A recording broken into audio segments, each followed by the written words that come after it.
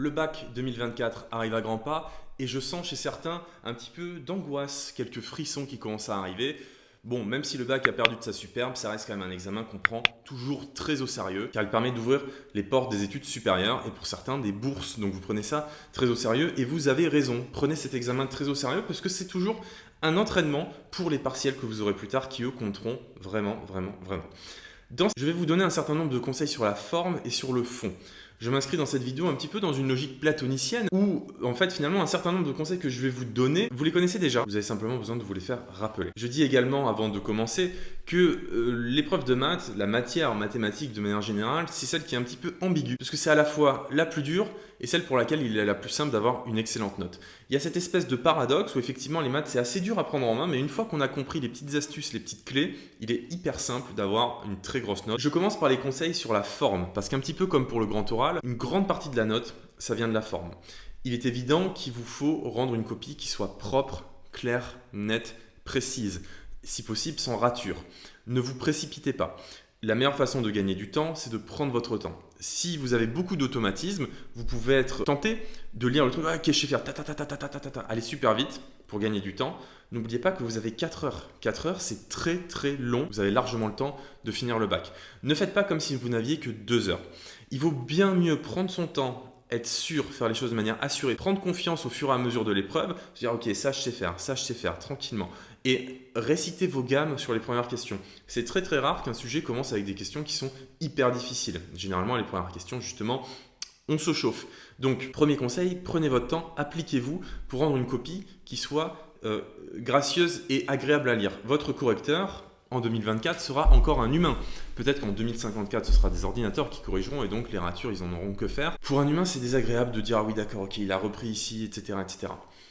Alignez vos calculs, faites comme en informatique, faites des blocs, encadrez les résultats, tirez des traits pour séparer les questions. Ça attirera l'indulgence du correcteur. Deuxième méthode pour attirer l'indulgence du correcteur, c'est d'être parfait sur certaines questions. Il y a des questions dont vous êtes absolument certain qu'elles tomberont au bac. Étudier les variations d'une fonction, faire un raisonnement par récurrence, démontrer que 3 points définissent un plan. Il y a un certain nombre de questions dont vous êtes assuré de les trouver au bac. De fait, apprenez une trame parfaite de rédaction. Le fait de faire ça, ça va montrer à votre correcteur que vous avez été un élève consciencieux, appliqué, sérieux, que vous avez pris justement cette épreuve très au sérieux. Et si il venait à y avoir des petites imprécisions de calcul, cette perfection attirera l'indulgence de votre correcteur. Et même s'il y a parfois une erreur, vous pourrez avoir tous les points. Maîtrisez la logique à la perfection. Utilisez des connecteurs, donc, or, de fait, il vient. Utilisez également les quantificateurs le plus possible. Alors, ça rejoint la question précédente, parce que quand je vous disais d'avoir une certaine forme de perfection, c'était également dans votre rédaction, bien entendu. Donc, si on vous demande de dériver une fonction, vous mettez quel que soit x appartenant à R, si le domaine de dérivabilité c'est R, de points, f' de x égale. Comme ça fait vraiment bien. Maîtrisez les quantificateurs, donc quel que soit il existe, appartient, etc. Maîtrisez également les signes d'équivalence et les signes d'implication, ne les confondez pas, parce que parfois il n'y a que des implications et vous mettez des équivalences. Faites attention à ça, essayez d'utiliser le plus de connecteurs, donc des de fait, et de ne pas empiler les donc. C'est pas très élégant, même si en réalité ce n'est pas très grave. Voilà, donc ça ce sont les conseils sur la forme. En réalité il n'y en a pas tant que ça, des conseils sur la forme, mais vous verrez que sincèrement si vous les prenez très au sérieux, vous allez voir que vous allez avoir une copie qui sera bien mieux notée. Et maintenant, on passe au conseil sur le fond. Et oui, et c'est ça qui m'intéresse le plus, c'est surtout pour ça que je voulais faire cette vidéo. Je vais vous montrer certaines choses qui sont... Alors oui, la plupart sont hors programme, mais elles sont très importantes parce que ça vous permet de vérifier vos résultats. Et c'est souvent ça que l'on craint quand on fait une épreuve de maths, c'est merde, est-ce que j'ai le bon résultat? Et on compare avec les collègues, oh purée non, on n'a pas trouvé le même vecteur directeur, le même vecteur normal, et là ça commence à être la panique. Dans la géométrie dans l'espace, il vous est très régulièrement demandé, pour déterminer l'équation cartésienne d'un plan, de trouver un vecteur normal. Et donc pour trouver un vecteur normal, la méthode est assez longue, je ne vais pas la détailler ici, je peux le faire si vous le demandez, je peux vous faire toutes les méthodes pour le bac, ça peut être une série de vidéos intéressantes. Je vais vous montrer une technique qui est vue en SI, mais bon, vu que vous n'avez pas tous SI, je vais vous la montrer, qu'on appelle le produit vectoriel. Le produit vectoriel, il a la belle vertu de renvoyer un vecteur qui est orthogonal aux deux vecteurs que l'on utilise.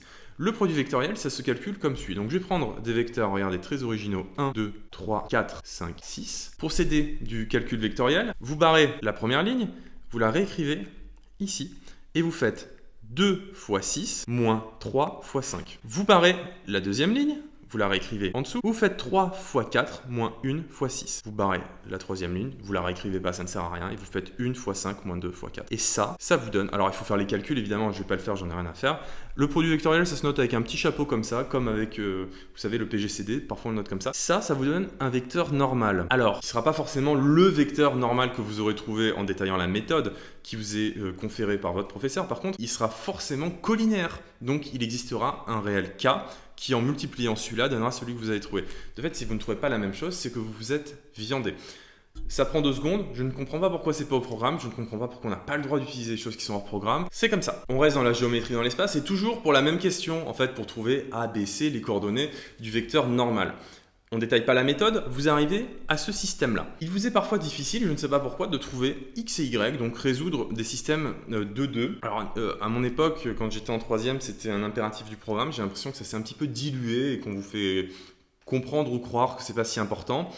Je vais vous montrer une méthode qui s'appelle la méthode de Cramer. Alors c'est peu connu parce que c'est pas au programme en France, c'est très simple. On va considérer que notre système qui est ici, alors par contre ce qui est impératif, c'est que les x soient au-dessus des x, les y au-dessus des y est égal aux constantes, il faut l'écrire comme ça.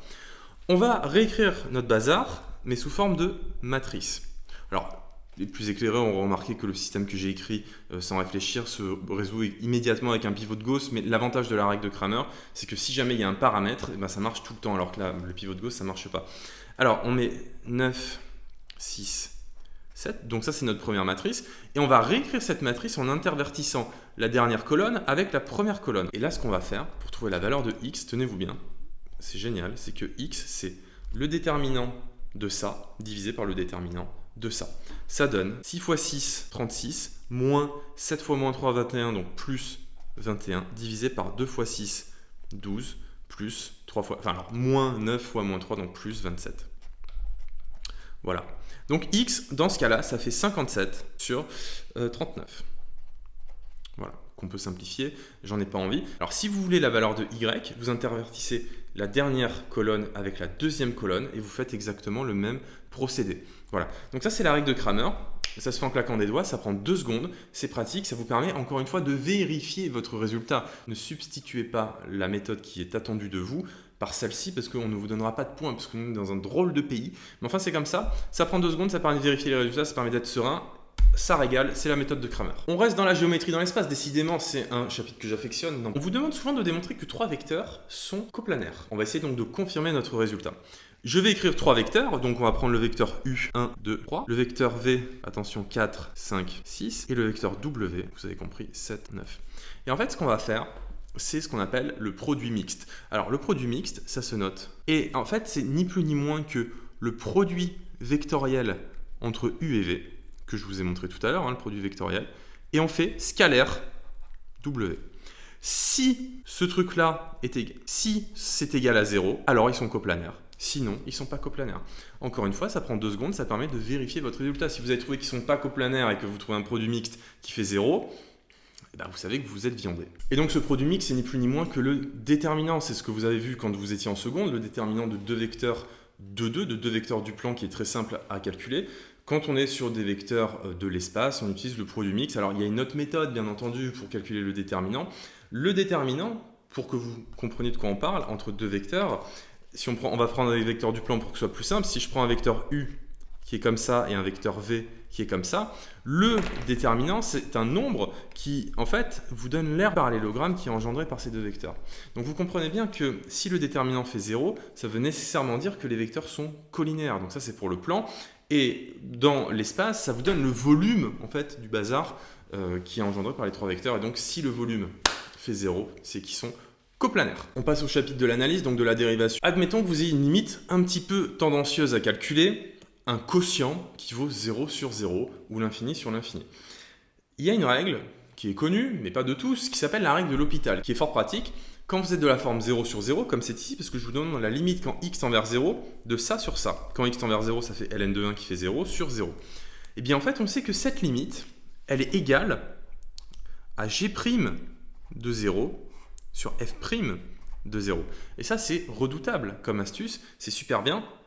Pourquoi? Parce que g' de ça, c'est quoi? C'est 2x sur x carré plus 1 bah ça fait 0 sur 1, ça fait 0. Donc la limite fait 0, ça se trouve en un claquement de doigts, je le répète, je l'aurais dit 10 fois, ça va peut-être vous gonfler, ce n'est que pour vérifier vos résultats. Si vous utilisez la règle de l'hôpital lors du bac, vous n'aurez pas de points. C'est comme ça en Frankistan. Si jamais il venait à y avoir des intégrales au bac, ce que je vous souhaite, il est bon de connaître la méthode de l'intégration, non pas par partie, mais l'intégration tabulaire. C'est un truc qui marche super bien, qui est très rapide, et je ne comprends pas pourquoi c'est pas au programme. Prenons un exemple vaut 1000 mots. Prenons l'intégrale de x carré exponentielle de x dx. Cette méthode, ce qu'on appelle la méthode DI en américain, on dit plutôt intégration tabulaire en français, vous allez faire une colonne de dérivation, c'est-à-dire que vous allez prendre votre x carré et votre exponentielle de x. Il y en a un que vous dérivez, il y en a un que vous intégrez. L'exponentielle de x, quand vous l'intégrez, ça donne exponentielle de x. X carré, quand vous dérivez, ça donne 2x. Ok, on continue. Exponentielle de x, quand je l'intègre, ça donne exponentielle de x. 2x, quand je le dérive, ça donne 2. Ok, on continue. Exponentielle de x, quand je l'intègre, ça donne exponentielle de x. 2, quand je le dérive, pardon, ça donne 2. On met un petit tapis de plus, moins, et l'intégration tabulaire, c'est comme ça que ça marche. Et donc, on a directement la primitive qui est x carré exponentielle de x moins 2x exponentielle de x plus 2 exponentielle de x. On factorise par exponentielle de x parce qu'on est des gens très propres. Il faut que j'écrive en tout petit x carré moins 2x plus 2. Hop, voilà. On va dériver pour prouver que ça fonctionne. Exponentielle de x fois x carré moins 2x. Quand on le dérive, bah, ça redonne ça au départ. Donc exponentielle de x fois x carré moins 2x plus 2. Plus la dérivée de ça, donc plus 2x moins 2 fois exponentielle de x. On factorise par exponentielle de x. On a donc le x carré, le moins 2x plus 2x s'annule, le plus 2 moins 2 s'en va, et donc il reste bien ça qu'on réécrit plus élégamment, x carré exponentielle de x. Voilà, l'intégration tabulaire, ça marche super bien, je vous recommande de vous entraîner à l'utiliser. On s'en fout que ce soit pas au programme. Entraînez-vous à utiliser des trucs qui ne sont pas au fichu programme. Ça sert toujours, ça structure l'esprit, ça vous rendra meilleur. Voilà, je vois pas d'autres astuces là sur le fond. S'il y en a qui ont d'autres astuces comme ça, je suis preneur pour moi-même, pour mes cours, pour ma pédagogie, c'est génial. Mettez-le en commentaire.